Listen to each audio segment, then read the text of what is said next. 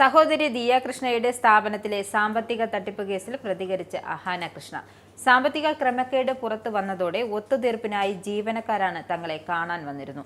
ഒടുവിൽ രക്ഷപ്പെടാനായി വ്യാജ പരാതി നൽകിയതാണെന്നും അഹാന പറയുന്നു. ഇൻസ്റ്റാഗ്രാം സ്റ്റോറിയിലൂടെയാണ് അഹാന സംഭവിച്ച കാര്യങ്ങൾ വിശദീകരിച്ചത്. 4 വർഷം മുമ്പ് സഹോദരി ദിയ കൃഷ്ണ ആരംഭിച്ച OBOC എന്ന ബിസിനസ് സംരംഭം വിജയകരമായി മുന്നോട്ടു പോവുകയാണ്. കഴിഞ്ഞ കുറച്ചു മാസങ്ങളായി കടയിലെ 3 ജീവനക്കാർ സ്ഥാപനത്തിലെ QR കോഡ് മാറ്റി സ്വന്തം QR കോഡ് സ്ഥാപിച്ച് പണം തട്ടുകയായിരുന്നു. ദിയയുടെ അറിവില്ലാതെ കടയിലെ ആഭരണങ്ങൾ റീസെല്ലിംഗും ചെയ്തിരുന്നു. ഗർഭിണിയായതിനു ശേഷമുള്ള അനാരോഗ്യത്തെ തുടർന്ന് ദിയ കടയിലേക്ക് പോകാറില്ലായിരുന്നു.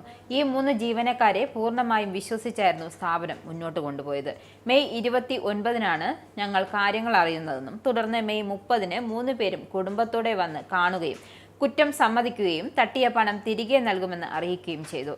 ബാങ്ക് സ്റ്റേറ്റ്മെന്റിന്റെ അടിസ്ഥാനത്തിൽ ഏകദേശം 70 ലക്ഷം രൂപയായിരുന്നു തട്ടിയ തുകയെന്നും അഹാന വ്യക്തമാക്കി.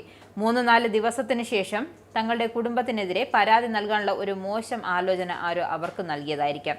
കുറ്റം സമ്മതിക്കാനായി തങ്ങളെ അവരെ തട്ടിക്കൊണ്ടുപോയെന്നും ശാരീരികമായി ഉപദ്രവിച്ച് ഭീഷണിപ്പെടുത്തിയെന്നുമാണ് പരാതിയുടെ ഉള്ളടക്കം. ഒത്തുതീർപ്പിനായി അവർ തങ്ങളെ കണ്ടതാണ് സത്യത്തിൽ സംഭവിച്ചത്. വളരെ മാന്യമായ രീതിയിലായിരുന്നു ഞങ്ങളുടെ പ്രതികരണം. ജൂൺ 2-നാണ് അവർ വ്യാജ പരാതി നൽകിയത്. തന്റെ കുടുംബത്തിനെതിരായ കെട്ടിച്ചമച്ച കേസിന്റെ വിവരങ്ങൾ പുറത്തുവിട്ടിട്ടുണ്ട്. ഇതിലൂടെ കുടുംബത്തെ അപകീർത്തിപ്പെടുത്തുകയായിരുന്നു. അവർ കുറ്റം സമ്മതിക്കുന്ന വീഡിയോ പുറത്തുവിട്ട് അവരെ തുറന്നു കാട്ടുക മാത്രമാണ് മുന്നിലുണ്ടായിരുന്ന വഴി. അതാണ് സംഭവിച്ചത്.